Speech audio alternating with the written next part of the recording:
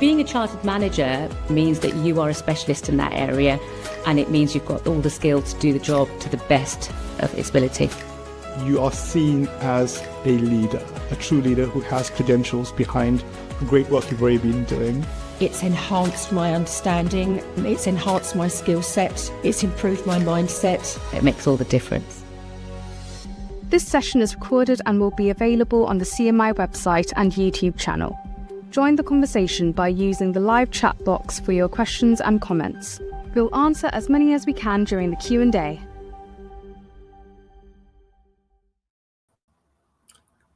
Good evening, everyone. I'm delighted to welcome you this evening to the 2025 MacLaren Memorial Lecture, hosted by Aston University and the Chartered Management Institute.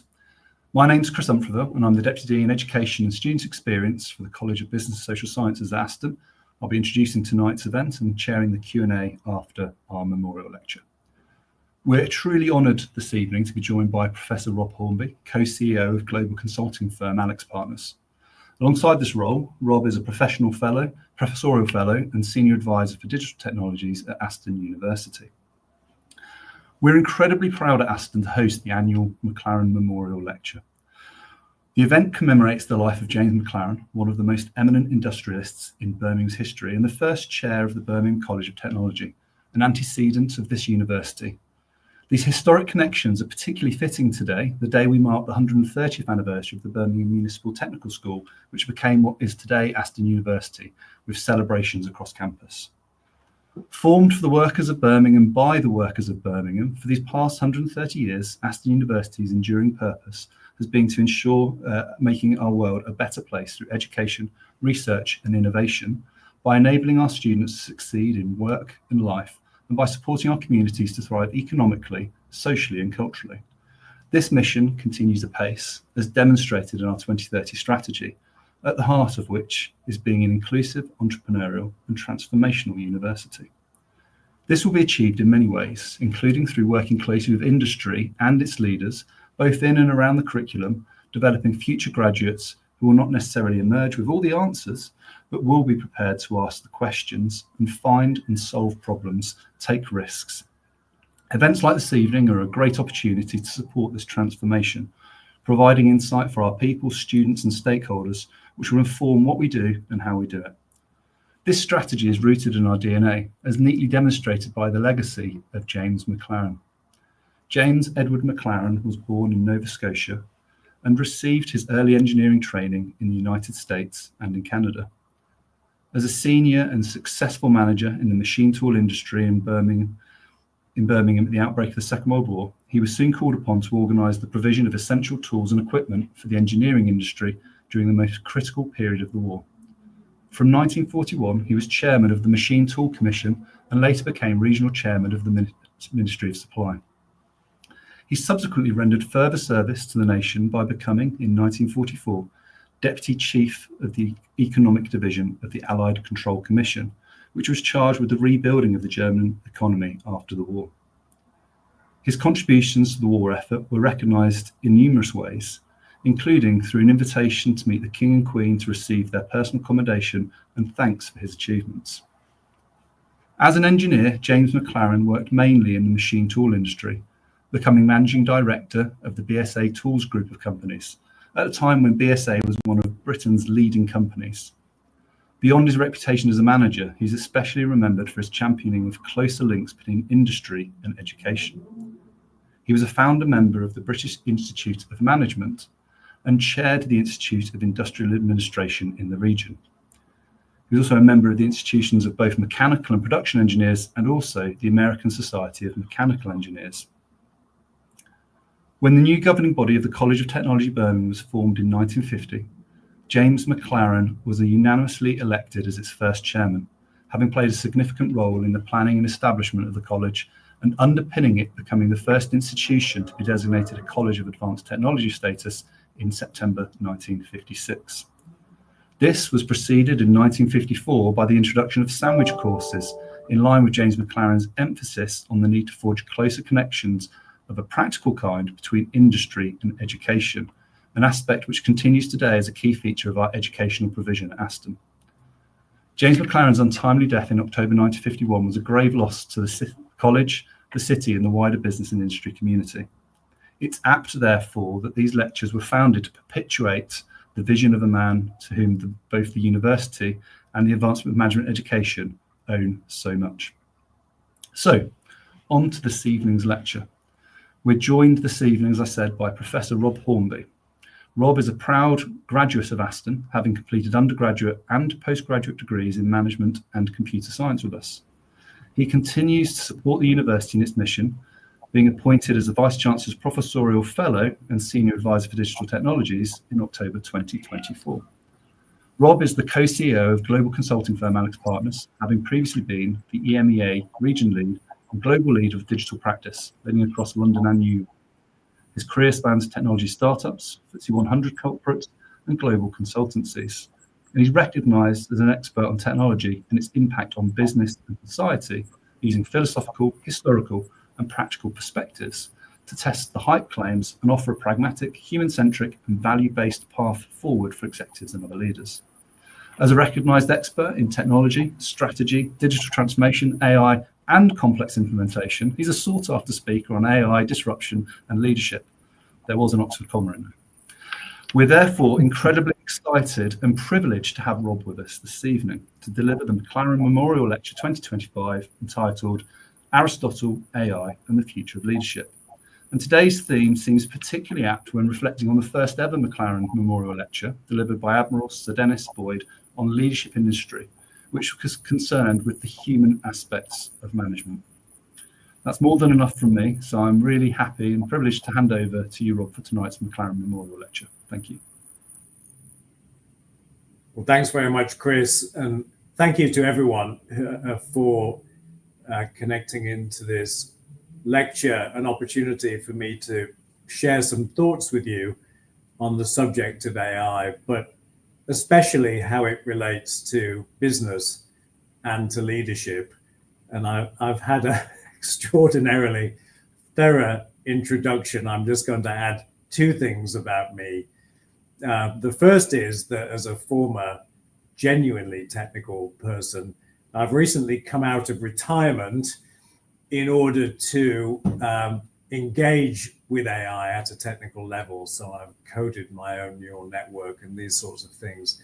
I felt like I really wanted to stare into the belly of the beast before I started talking more about the subject. And it's amazing how that has changed my perspective on what can and should be said on the subject. I just want to add too that I have academic interests in philosophy and also in the social sciences.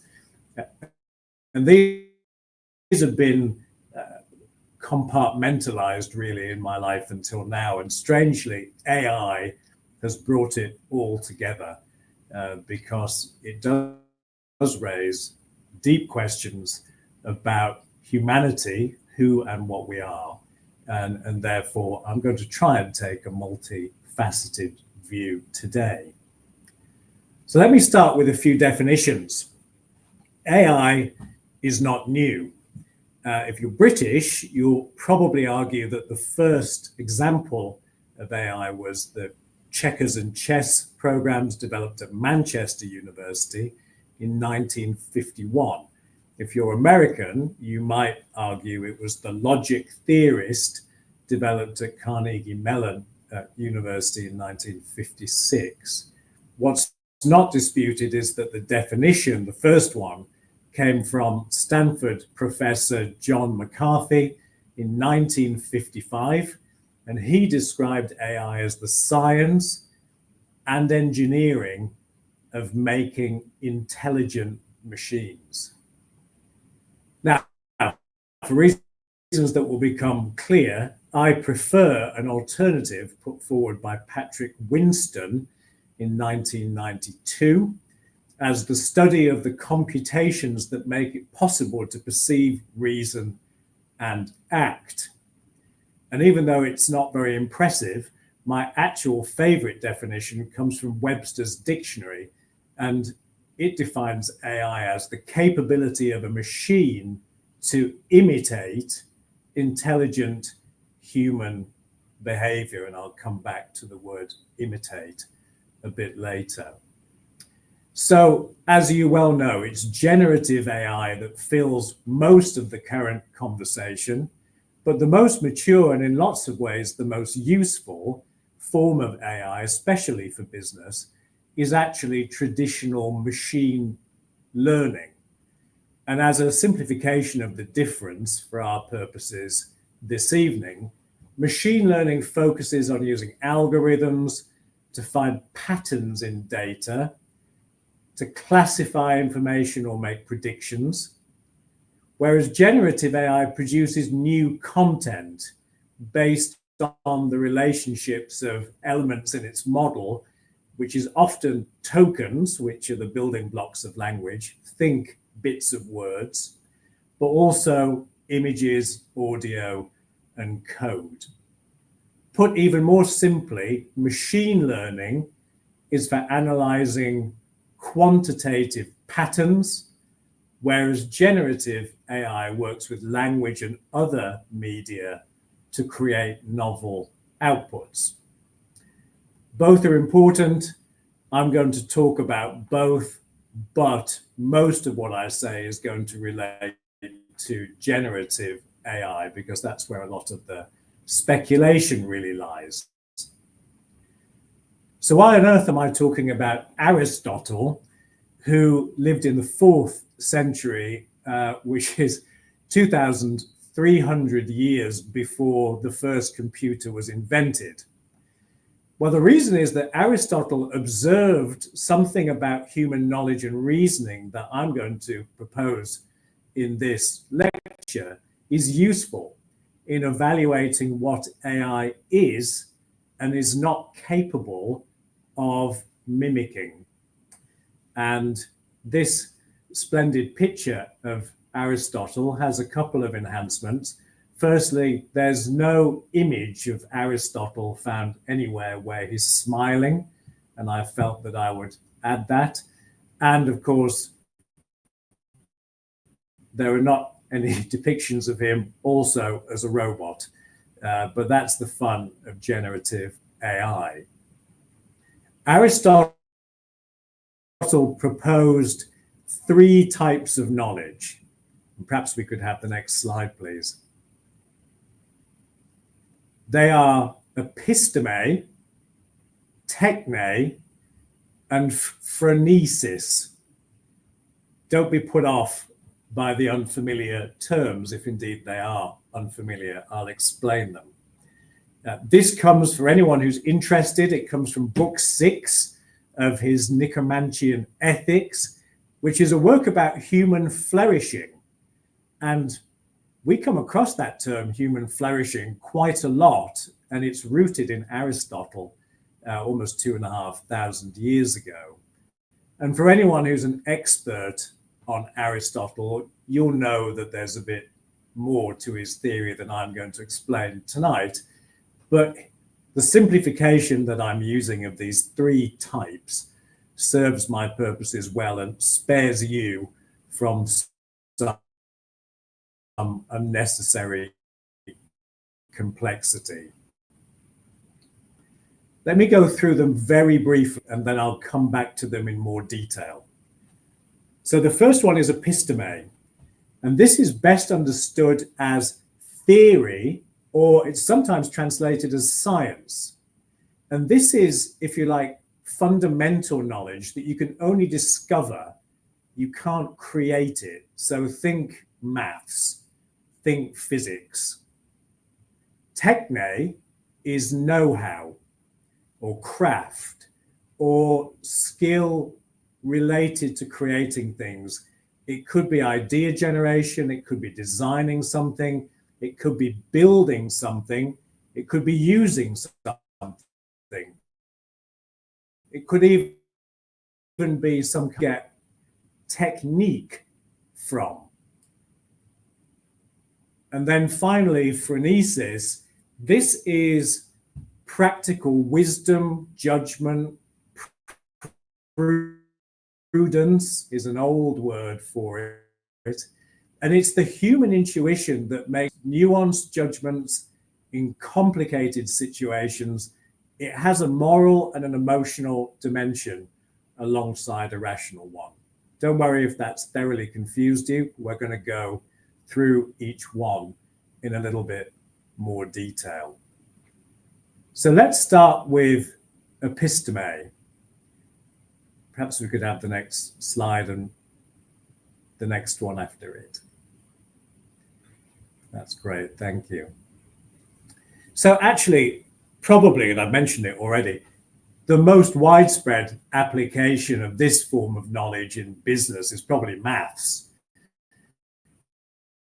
Of course, there are some industries that make considerable use of science, like the pharmaceutical industry, the aerospace industry, energy, semiconductors. What is AI doing in this domain of knowledge, in episteme, in theory, in science? Well, it is operating in this space. There's something called AI Hilbert, and it's a platform that's capable of checking whether human science makes sense. It takes data from experiments and it tests it against scientific theories. It can and has rediscovered lots of famous laws from raw data. However, it's not discovered any genuinely original science yet. It helps researchers to do that. Another pretty well-known AI platform operating in this space is AlphaFold. It was developed by the DeepMind team at Google, and it predicts the three-dimensional structures of proteins from their amino acid sequences. It's accelerating drug discovery. It supports research in enzyme design, synthetic biology, and agriculture. It's very, very powerful, but it's very, very narrow in scope. So currently, AI is an increasingly impressive helper in the world of maths and science, in the world of episteme.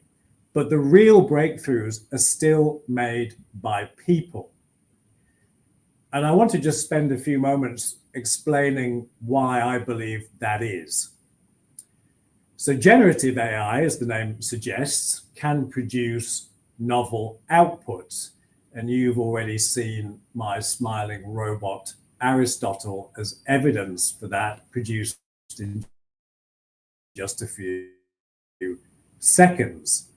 However, the technical architectures that sit underneath generative AI, such as transformers, diffusion models, GANs, variational autoencoders, don't worry if those terms are unfamiliar.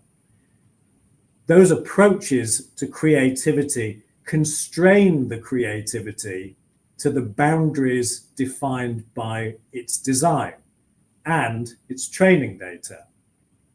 Now, within those boundaries, AI can be impressively creative, arguably matching and sometimes even exceeding human ingenuity in specific domains. But, and this is important, human creativity does not always respect boundaries at all. Our knowledge has often progressed through works that were nearly incomprehensible when they first came out. Think of Nietzsche, Kant, Derrida, or think of the radical intuitions of scientists like Einstein, who famously imagined himself riding on a beam of light.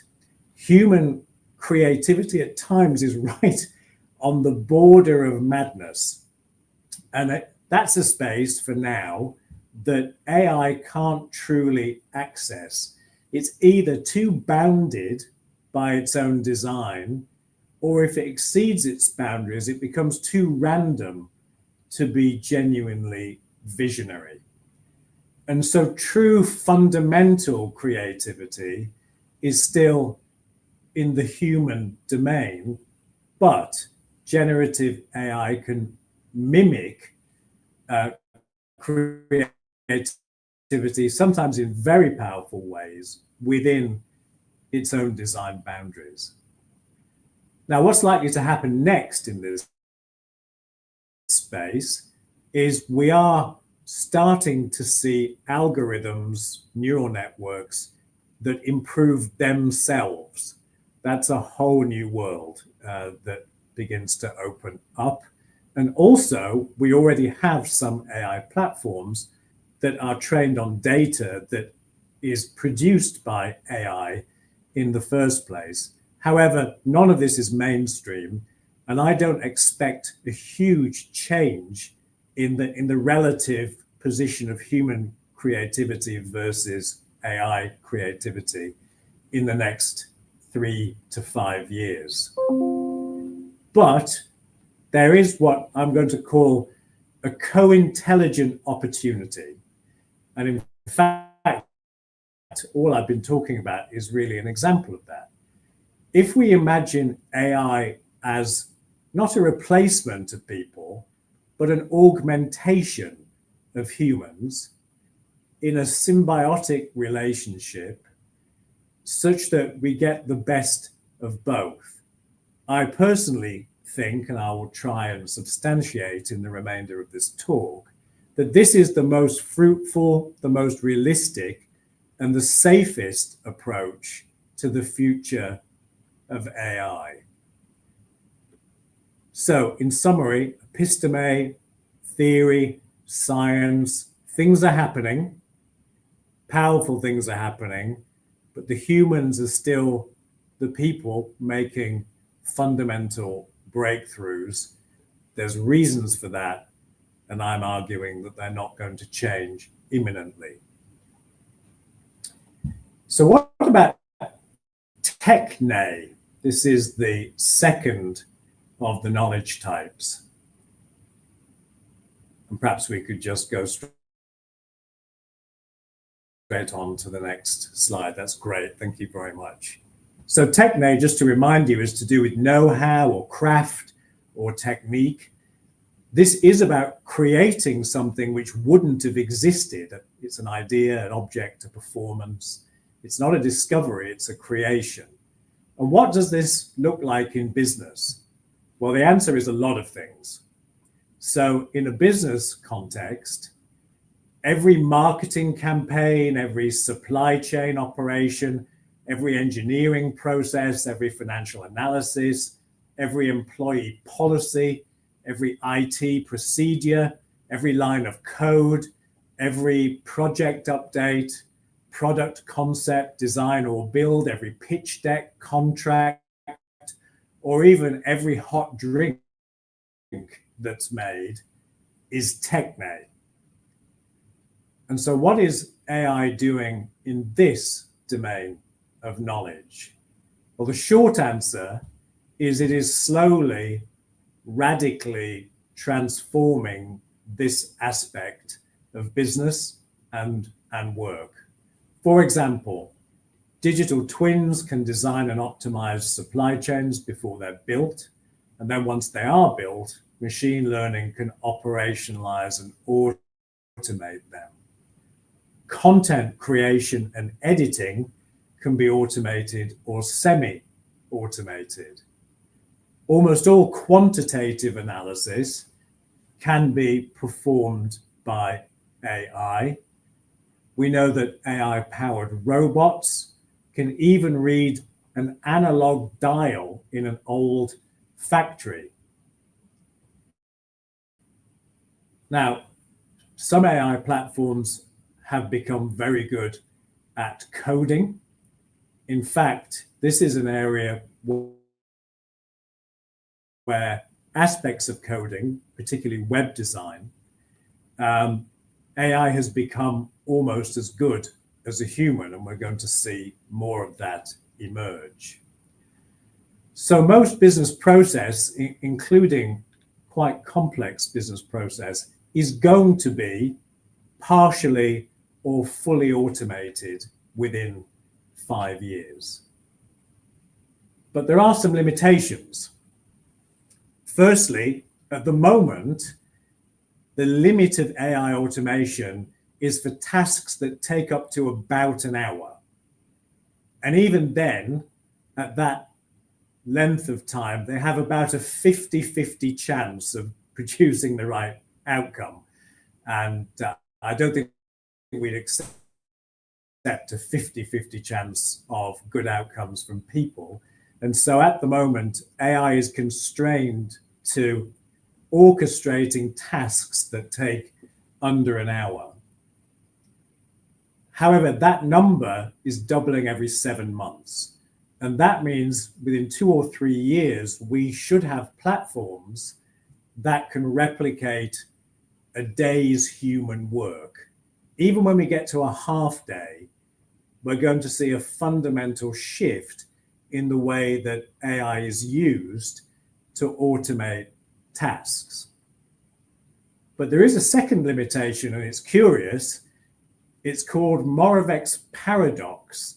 And his observation is that high-level reasoning requires very little computation, but low-level sensory motor skills require enormous computational resources, i.e. robotics is a long way behind software. And we have a restaurant near us, and it has a new member of staff, which is basically an automated tray stand on wheels. And the waiters and waitresses pick up all the things that have been used from a table, and they load up a tray on this tray stand, and it finds its way back to the kitchen without bumping into anything or anyone. It's quite impressive to watch. I imagine it's very useful, but it's a very, very long way from being able to pick up the cutlery, the plates, the glasses, and so on for itself. And we could find a strange revaluing of jobs where certain mental tasks become automated by AI, but some physical tasks just can't be. Plumbing, I think, is going to be the last bastion of automation, for example. And then the third constraint and caveat to this idea is that some parts of some tasks are inherently human to human. So think of sales, think of negotiation, performance management, customer service, recruitment, project delivery, training. You can do some of all of those things using technology, but there's an element of each one which is really predicated on human to human contact. And it's my view that that is going to stay, that will endure in the long term. And then finally, a limitation that has been widely reported in the media is that generative AI in particular is both fallible and biased. Its fallibility comes from hallucination, and that problem, when it produces contradictory or incorrect outcomes, it's getting better, but that kind of problem is inherent in the type of model that's used. It is not going away entirely for the foreseeable future. And so we are going to have to live with flaws in our AI platforms in a similar way to us living with flaws in human performance. The bias, on the other hand, comes from us, but sadly is reflected in AI platforms because they're trained on our data. And so we have mistakes, we have bias in human workplaces, and we're going to have the same when AI begins to do more in our businesses. What's likely to happen next? Expect to see quite rapid advances in AI performing certain types of tasks, even quite high complexity, even with some creativity. Expect to see much slower advances in robotics, because we are seeing big players like NVIDIA beginning to invest in this area. So it is going to move forward. It's just going to be slow. And perhaps more positively, if we look at previous big inflection points in work, even things like the Industrial Revolution or the advent of the internet. I was around for the internet. I wasn't around for the Industrial Revolution. But those changes created upheaval and dislocation in the job market. But ultimately, they created more jobs than they destroyed. It is my belief that AI is going to do exactly the same thing. So, for example, although the internet took away a lot of information intermediary jobs like travel agency, it created almost 30 million web design jobs. Now, generative AI can do those web design jobs by and large, and is going to slowly erode those human opportunities. But now we have prompt engineering as a whole new job category that didn't exist. I believe that this wave of change is going to leave us in a net neutral nets have done. And so the co-intelligent opportunity, which I'll come back to at the end of each one, is that we spend less time doing tasks and more time prepping AI to do them, making sure it's done the right thing, and then reflecting and acting on the outcomes. And there is some enrichment potential here, but also there's going to be some real upheaval. So Techne is the area where AI is going to bite. And so what about phronesis?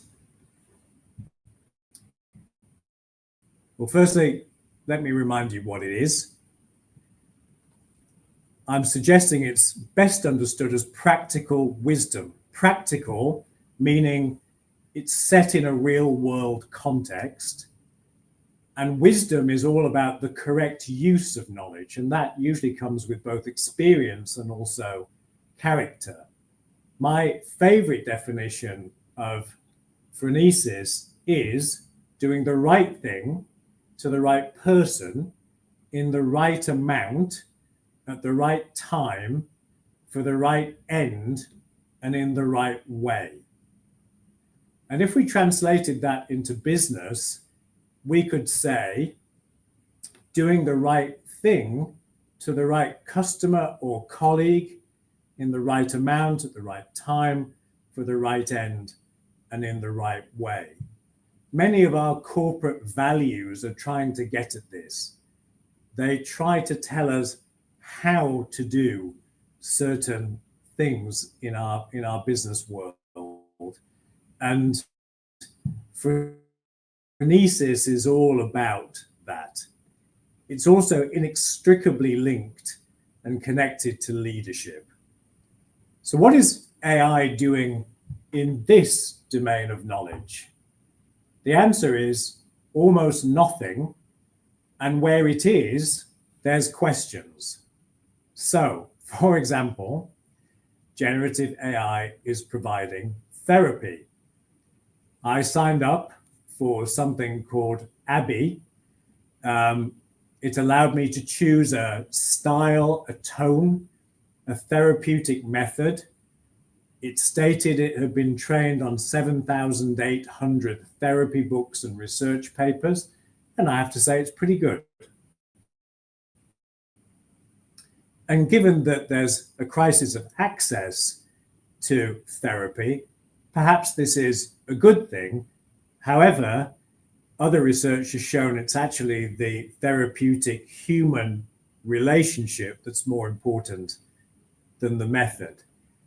Things like this are very, very controversial because, going back to the mimicking point, AI is very good at providing the right answers. It's actually better than a human at empathy in a therapeutic context.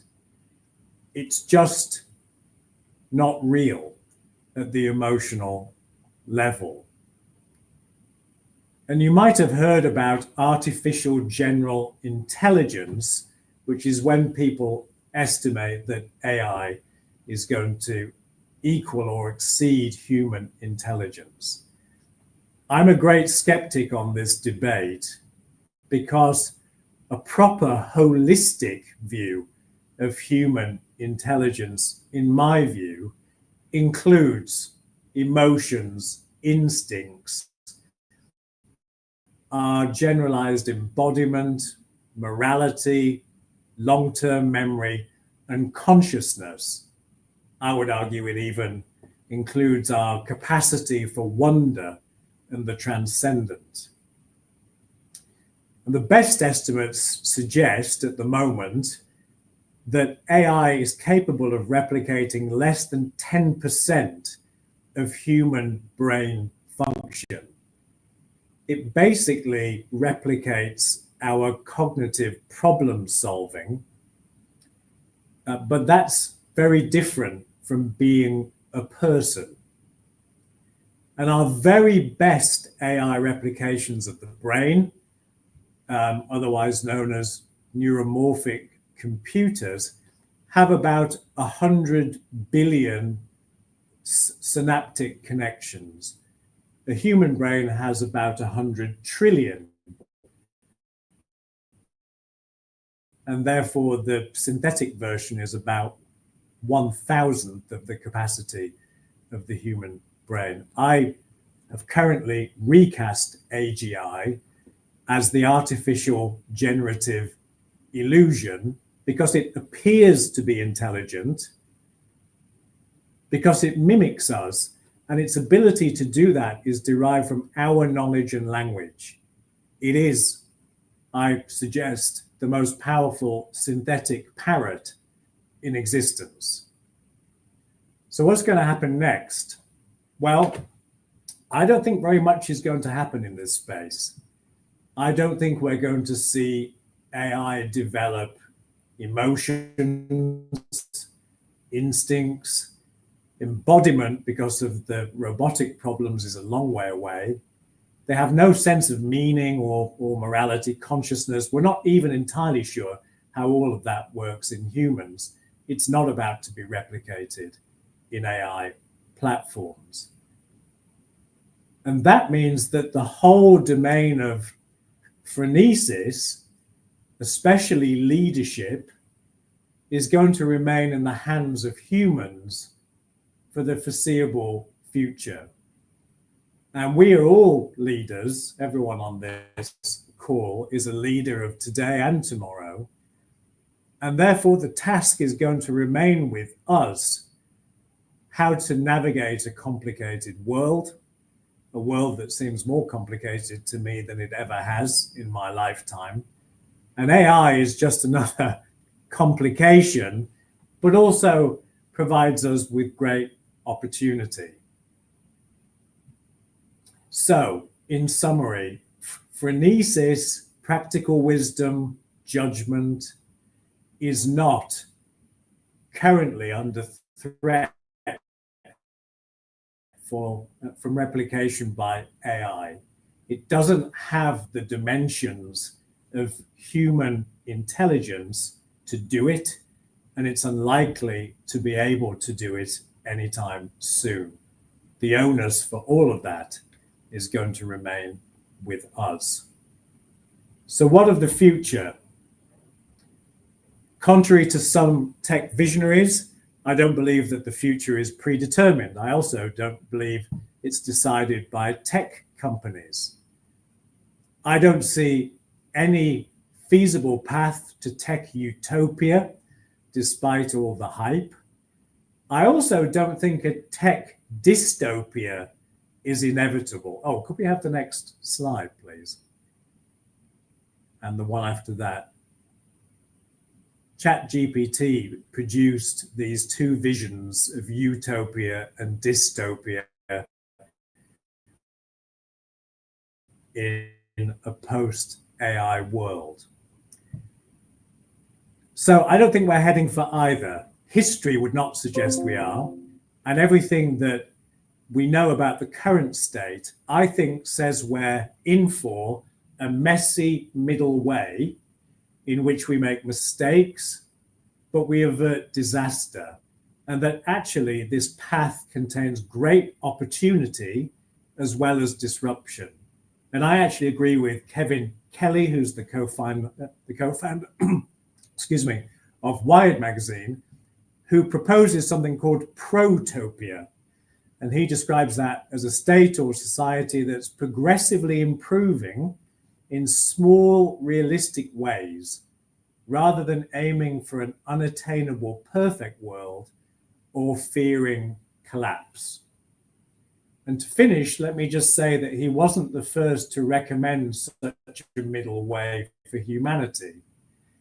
In books 1 and 2 of the Nicomachean Ethics, Aristotle suggests that we should live with purpose towards human flourishing, and he argues that this is achieved through virtue, developing moral character, a part of which is to avoid extremes, something that he calls the doctrine of the mean.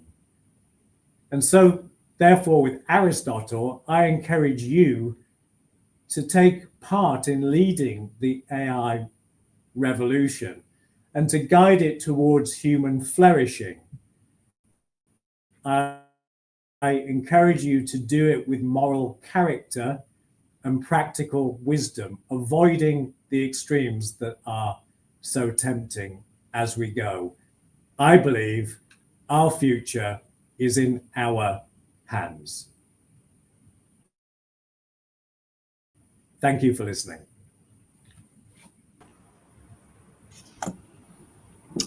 Wow.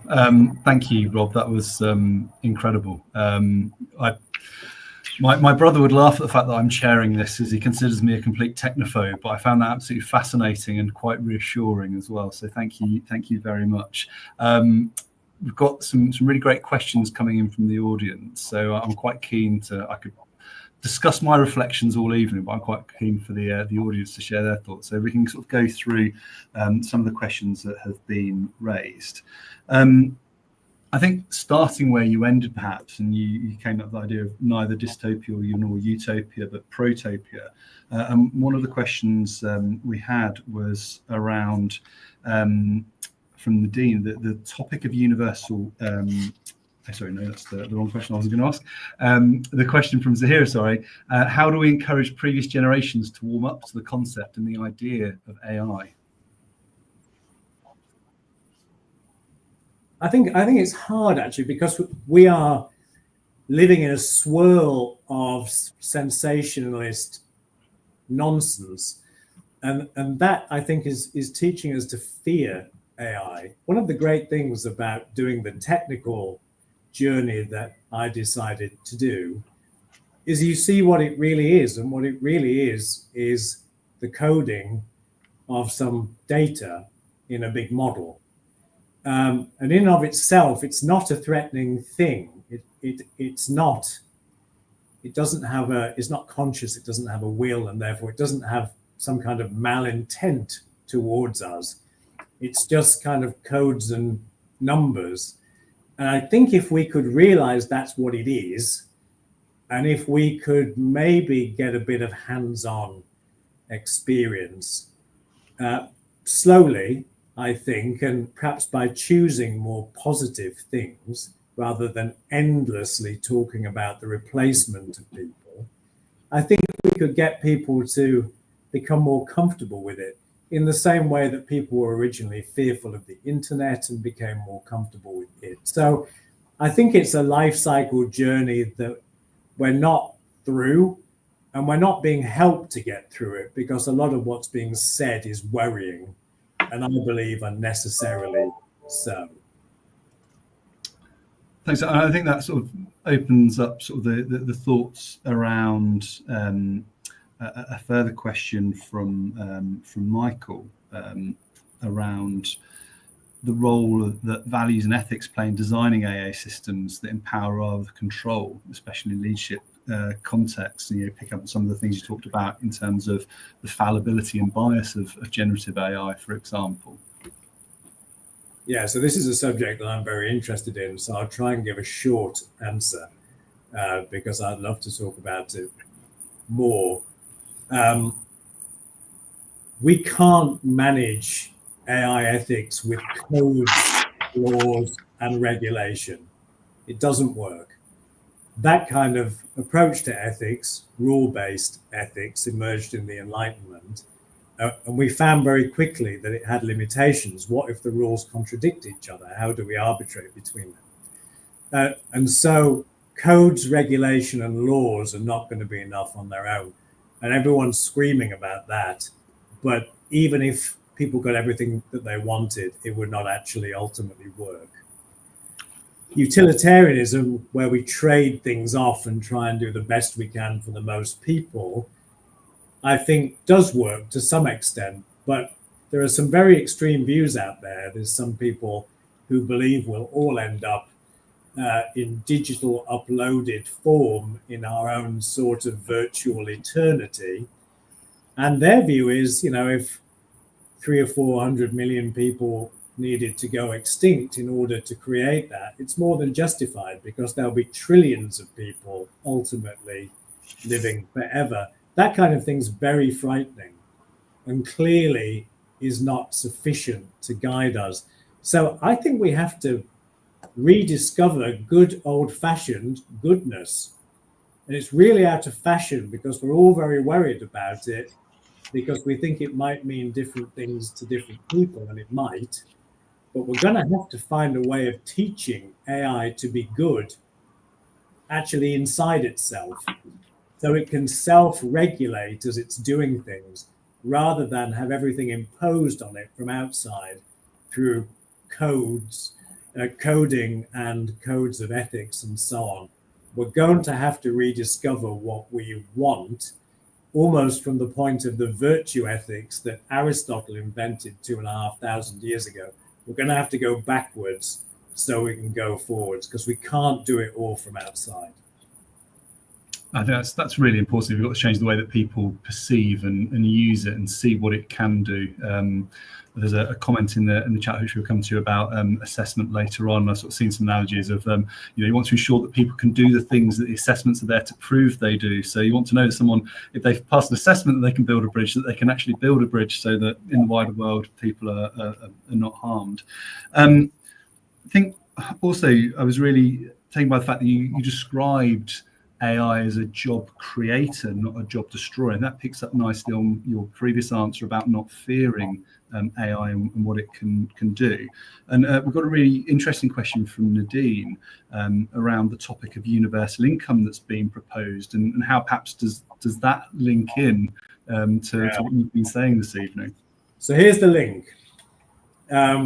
It's a chain, actually. It's not just one link. So there's a point of view that says AI is on the threshold of becoming super powerful and super intelligent. At that point, it will solve most current human problems. And that means that all our issues with a lack of resources, with disease and other things are going to go. But a byproduct of that is that we're not going to need to work. And therefore, in order to understand how society continues to function, you've got to imagine something like a universal income as a way of distributing resources, because it can no longer be done on the basis of the value of people's jobs. I personally don't buy any link of that chain at the moment. Other people do, and you should read their work. I don't, because I think there's a massive feasibility gap in the first link. We are not on the threshold of supercomputing that solves our problems. At the moment, it looks like AI could be adding to our problems with the environment and other resources. It's actually resource hungry. It's also distributed very inequitably. So we're not as far as I can see at the moment, close to fulfilling the conditions of the first link in the chain to create this sort of abundant world of plenty. And if and when we do, I'll start worrying about universal income. But until we do, we don't have to go there. It's a nice idea. It'd be lovely, wouldn't it? In many ways, although perhaps not. Maybe it'd be a crossover between the dystopia utopia. I'm sort of getting images of the Disney film WALL-E potentially. There's some really interesting questions in the chat, as I mentioned. I'd like to bring a question from MB Philip Black on how do we ensure that AI augmentation enhances autonomy rather than subtly reshaping or constraining human choices. And it sort of picks up nicely on your idea of that augmentation of the role of the leader. I think this is really hard, and I think it's in the realm of phronesis. I think fine judgments are required here. So adding capability to us can be done in ways that increase human autonomy. So they could create exactly what is implied by this question. They could actually make us somehow dependent on some kind of centralized system or point of view. And so this is where I think we need to exercise all those powerful capabilities that AI doesn't have in the area of moral judgment, empathy, all those things, to make sure that we guide ourselves towards greater autonomy and away from other things. And I think it's easy to be deceived, as we've seen with things like just, I would say a simplistic but analogous argument is that cameras in the street keep you safe. They do, but eventually you have the possibility of a surveillance society. And sometimes one can become the other very imperceptibly. And we need to make sure, and I'm a big believer in all of us exerting our agency to say what it is we do and do not want in our society, that we actually want AI augmentation to enhance autonomy and not lead to any of these things. I think we have to exert ourselves to create the future that we want. Excellent, thank you, Rob. And I said I'd like to come back to it, and it seems fitting, bear in mind we're talking about the bringing together of academia and management and leadership. I'd like to bring in Natasha's question. So Natasha, I'd be interested to know everyone's thoughts on, or particularly yours, Rob's, on how AI is affecting the academic world. I've been shocked by how many students admit to using AI to generate assessments. What's your perception around this challenge? I'm no expert on the academic world, but let me give you a point of view, because that's never stopped me before, having a point of view. I think we're at a moment of inflection. I think what's happened is generative AI has invalidated our previous learning strategies. They don't really work anymore because it's possible to produce fairly sophisticated outputs that pass the current generation of assessment. I think what we have to do now, because the genie's not going back in the bottle, I think what we have to do is adapt our pedagogical approaches, assuming that generative AI is there and available, and then building on top of it. And I have a great hope here, which could be naive, but I have it nonetheless. That is that maybe we will be able to move a little bit more from the realm of knowledge retention and into the realm of understanding. If access to knowledge becomes commoditized and assumed and is part of everyday life, education for me becomes more about understanding and perhaps even action. And those are things that, as an employer, are not always guaranteed in people who've come out of our education system. I hasten to add that's Aston's an exception because it focuses very much on practical skills. But it's possible to go through our system and still seemingly not be able to apply knowledge with wisdom. And if this change pushes us further in that direction, I'll be very pleased. But at the moment, I think we have a big challenge on our hands. I mean, just by way of illustration, I woke up early on Sunday morning, and I tried not to wake my wife up. So I thought I'll do something on my phone.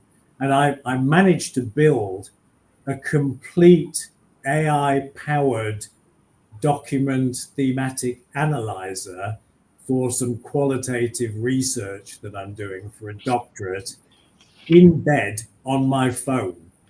And it kind of worked. And in that world, when you can do that and you can generate a big Python application when you couldn't have written it, I think we have to realize that the world has shifted and we have got to adapt. I think we will adapt, but I think it's going to be painful. And sadly, the generation that are feeling this are demographically the same generation who went through COVID to some extent. So that particular generation of students are facing even more, and I do regret that. Thanks, Rob. Yeah, I think you're absolutely right. We've got to shift how we're doing things, and obviously, as our senior advisor for digital technology, I look forward to working with you doing that, Aston. Your answer did make me feel slightly guilty that I just got up on Sunday morning and drank a coffee and read the sports pages, but I'll try harder next weekend. One final question from the audience before we have to wrap up, if we may. Chris Archibald has asked you to reflect on the fact that AI is resource hungry, so how can enterprises meet their sustainability targets whilst leveraging the potential of generative AI? I think this is a big problem, first of all, so let's just call it out for what it is. AI is extremely resource hungry, and you'll be well aware that some of the big hyperscalers are trying to build small nuclear power stations to fulfill that need. There's two or three mitigating things that I think are more hopeful. The first is that our models are getting more efficient, and the advent of DeepSeek, about which there was a lot of publicity from China because of constraints in what's available to the people developing, have developed far more efficient and far less resource hungry architectures. I think we can expect that principle to filter all the way through the AI development world in due course. So I think these are very inefficient models we've got today, and they'll get better. We should also acknowledge that AI is contributing to some innovations from a sustainability perspective. It's improving the efficiency of wind turbines.